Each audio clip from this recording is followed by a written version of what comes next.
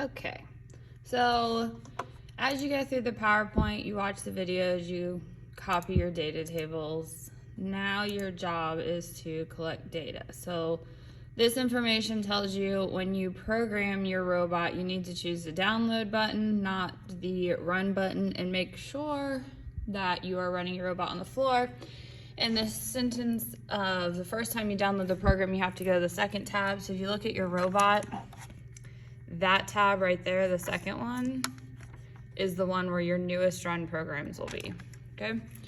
So then this information here tells you about the different settings on the block. So this is the move steering block, which is used for the move steering block data table. And then this walks you through the process on how to create the program. So for example, move steering block. So we're over here at our program and you're gonna click new program and we need the move steering block. And if you hover over it, it will tell you what, if you click on it, it tells you what block it is. So we need the move steering and we need to drag this up. And according to this, our power needs to be 50, 1 rotation, and 0 steering. So this is why it's better if you have a group and you have stuff in your journal. Oh, wrong way. So I need to have 0 steering, 50 power, and 1 rotation. So that one is steering, that is power, and that is the number of rotations. So basically it's the default one. And then it needs to be named. Needs to be named your team number MS. So this is what's weird about naming this. You have to, once you have it created, so mine says 051, so it's correct for that first block. You click the house button, and now this is where you name it. You have to go down here and click on the name, and then name it. So for mine, MS.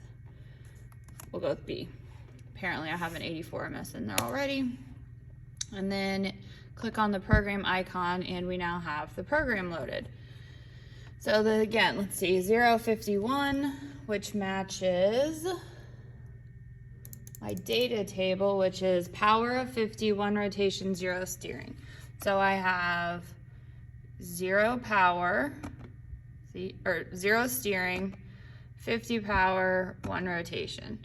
So you can always click on it and it tells you what it is too. Now we need to attach our robot. See, plug in the robot, okay, and then watch the computer, it's recognized it. So now I'm gonna click download. Oop, wrong keyboard, wrong mouse. Click download. Robot now knows it's downloaded, so I'm gonna unplug my robot. Make sure your flag is attached to it. And then you're gonna place it on the floor. And let's see, what do our directions say? Screw should not go into flogging. So we downloaded the controller, and I just set it at the meter stick if I have to measure distance. Well, let's pretend like there's a meter stick on the floor. Make sure you have a meter stick. You run the program, measure the distance it traveled, and record this information in your data table. So, since this is the first time I've run the program, I need to go under the second tab, and I'm looking for 84 MS. I hit enter to open it, and then arrow down to the play symbol button to run it, and then it runs the program. So you would measure how far it goes. And then you pick it up, and you move on. Now, while the robot operator was doing that information, the programmer should have been over at their computer changing the settings for the next one. So power of 50, 2 rotation, 0 steering. So we have 0 steering, power of 50, but this time it needs 2 rotations. So you change it, plug back into your robot to the computer. See the symbol change, download it. Oops, wrong mouse. Too many devices. Unplug the robot, pick it up, put it on the floor. Make sure 84 MS is selected, or, well, your team number MS, and then run it. And you keep going through this process until you finish this entire data table. And then when you're done with that data table, you move to the move tank block. Oh my goodness. You heard that. We had power, blowers. Okay. You do the move tank block, which is this block here. So you would get rid of this one.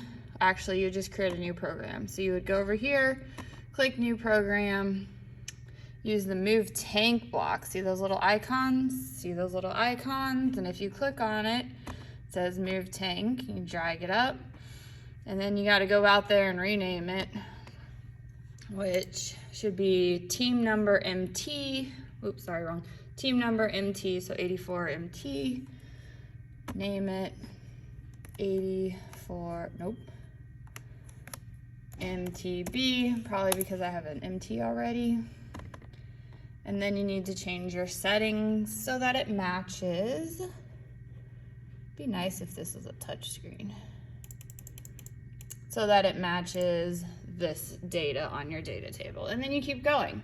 And then once you're finished, everybody in your team needs to get all of the data on everybody's journal, and then you need to submit this task and submit a video showing your journal with the completed data tables, and then take your task 1 quiz, which is on Canvas.